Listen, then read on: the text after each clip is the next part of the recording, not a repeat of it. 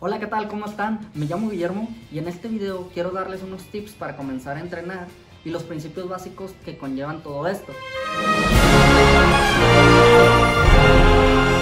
Esto es especialmente aplicable para los ejercicios con pesas, ya que generalmente son los que necesitan cuidar mucho la postura y el tipo de movimiento que hacemos para evitar una lesión.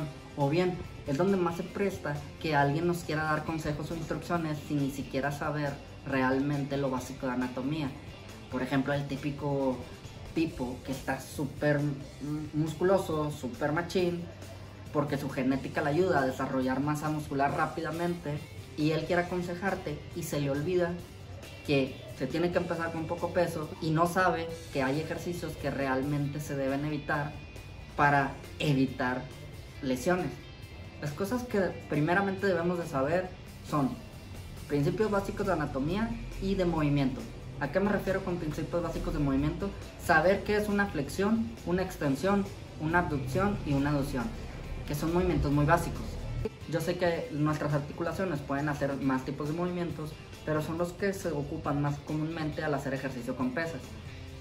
¿Qué es una flexión? Una flexión es acortar el ángulo entre dos extremidades o aproximar dos extremidades. Esto es una flexión, por ejemplo, acercar.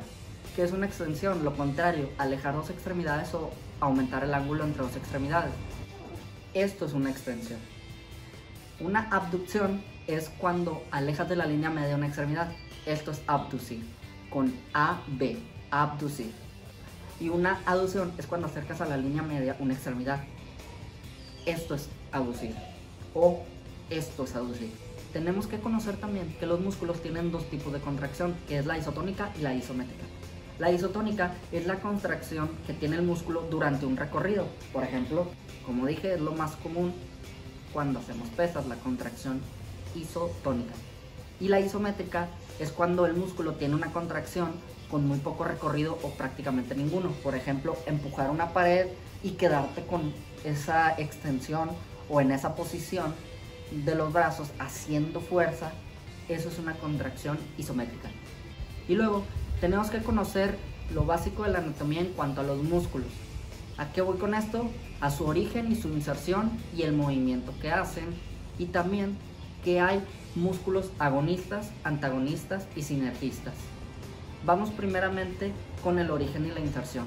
Tal vez no necesitamos ser expertos detallados, por ejemplo, de que el bíceps tiene dos cabezas, una que se origina en el apófisis coracoide y la otra que se origina en la cresta supraglenoidea, y que la inserción del bíceps es en la tuberosidad del radio con una aponeurosis bicipital en el cúbito. No ocupamos con detalle saber eso, pero podríamos conocer simplemente que el origen es cerca del hombro o en la articulación del hombro y la inserción en los huesos del antebrazo. ¿Para qué ocupamos saber esto? Porque siempre el origen jala la inserción y es de ahí de donde surge el movimiento si vas a hacer una flexión, una extensión, una abducción o una aducción. Entendiendo ya el origen y la inserción de los músculos, pues tenemos muchos. Obviamente a veces un instructor no es un anatomista, pero insisto, debe de conocer lo básico de la anatomía para poder dar instrucción correcta y evitar lesiones en él y en sus instruidos o en sus alumnos. Después viene conocer los tipos de músculos a la hora del movimiento, o sea, los músculos pueden ser agonistas, que son los que hacen el movimiento, antagonistas, que son los que se relajan para que el músculo agonista actúe, y los sinergistas son los músculos que ayudan al músculo agonista a hacer el movimiento. Un ejemplo, si yo flexiono el brazo, el bíceps es el agonista, pues es el principal o es el protagonista cuando flexiono el brazo, el bíceps. Pero el antagonista se relaja, o sea el tríceps, para que el bíceps pueda contraerse completo, y tiene unos sinergistas que son el braquial y el coracobraquial. Tal vez no ocupamos conocer todos los músculos sinergistas de cada movimiento, pero por lo menos sí el agonista y el antagonista, pues son los dos principales. Como dije, es el protagonista y el otro es el coprotagonista porque es el que está permitiendo que el otro actúe al relajarse. O sea, el que se relaja es el antagonista y el agonista hace su trabajo. Y en el movimiento contrario pueden cambiarle lugar. Por ejemplo, el tríceps se hace agonista en una extensión y el bíceps se vuelve el antagonista al relajarse. Después de esto, a lo que voy es que hay que tener cuidado con ciertos ejercicios que pueden lesionar algunos músculos delicados que la gente se olvida que tenemos o que de a tiro no conocen. De hecho, en su mayoría los instructores incluso siguen recomendando ejercicios que pueden lesionar algunos músculos o tendones o articulaciones.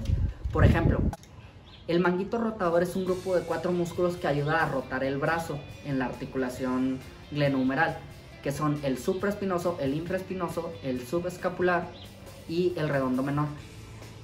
De ellos, el músculo de mero arriba, que es el supraespinoso, es un músculo muy pequeño que se encuentra entre la articulación de la cabeza del húmero con la cavidad glenoidea, o sea, en la articulación glenohumeral, está arriba y está abajo del acromión.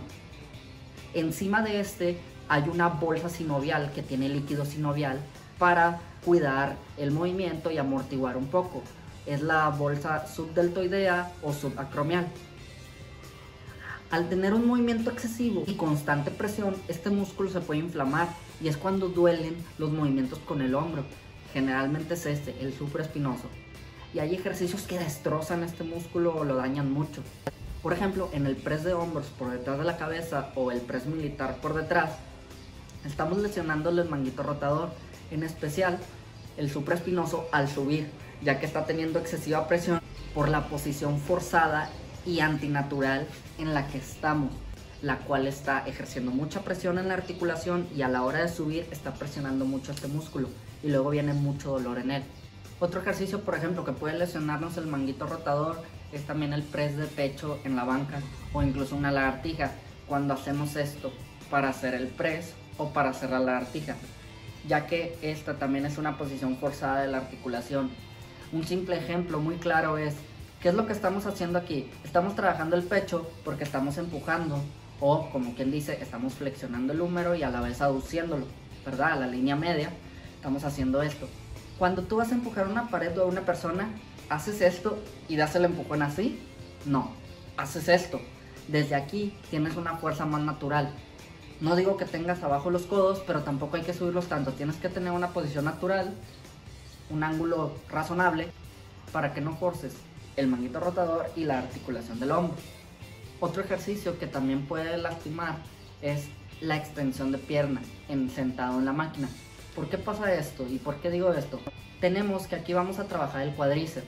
El cuádriceps es un grupo de 4 músculos, que es el recto femoral y los 3 bastos. Entonces, todos estos músculos convergen en un solo tendón, que es el tendón del cuádriceps, y va y se inserta en la rótula. Después de la rótula, va el tendón rotuliano a insertarse en la tibia. Y son 4 músculos, o sea, 4 fuerzas sumadas que están ejerciendo presión en un solo tendón. ¿Qué es lo que pasa con esto? Puede haber lesiones de la articulación de la rodilla, o bien simplemente lesiones de, como dije, el tendón de la rótula o vaya de la rodilla. ¿Y a qué voy con todo esto? Que debemos de tener mucho cuidado con qué ejercicios hacemos, pues hay unos que no debemos de hacer literalmente y hay otros que debemos hacer con mucho cuidado, cuidar nuestra posición con la cual vamos a hacer el ejercicio, nuestra postura. Una postura muy importante en casi todos los ejercicios que hacemos de pie en el gimnasio, casi todos, una postura muy básica, es que nuestros pies estén a la altura de nuestros hombros, que no esté más abierto, que no esté más cerrado, así de fácil. Pero hay otros ejercicios que la posición o la postura puede variar, que es lo que insisto, tenemos que tener cuidado con esto y ver qué es lo que vamos a hacer o quién nos está diciendo qué hacer. Y aunque anteriormente en un video yo mencioné que no estoy certificado oficialmente, tengo más de 10 años entrenando, dedicándome a aprender y a investigar acerca de esto, a evitar errores, basándome en libros o viendo videos y recomendaciones de expertos. También cuando me ha tocado ayudar gente a entrenar o que me piden que los ayude, me ha tocado ver que tienen una mala postura, corregirla y ahí se me queda muy bien el aprendizaje, o bien cuando yo mismo noto que lo estoy haciendo mal y lo corrijo. En resumen, recuerden que para empezar a entrenar tenemos que tener mucho cuidado cómo entrenamos y quién nos ayuda a entrenar o de dónde tomamos los movimientos y las rutinas que vamos a hacer. Número 2, tenemos que conocer lo básico, el músculo que vamos a trabajar y el movimiento que hace el músculo. A lo mejor sin mucha profundidad, pero de perdido superficialmente, qué músculo va a ser y qué es lo que hace el músculo. Y 3, evitar ejercicios que causan lesiones aunque se hagan correctamente. puesto que mencioné que hay ejercicios que, aunque los hagas de manera correcta, están lastimando cierto músculo, cierta articulación o cierto tendón. Y por mi parte ya sería todo, amigos. Muchas gracias por ver el video. Suscríbanse a mi canal. Si les gustó, déjenme un like, un comentario con alguna sugerencia, inquietud, algún reclamo o alguna queja. Me serviría de verdad mucho. Me llamo Guillermo. Hasta pronto.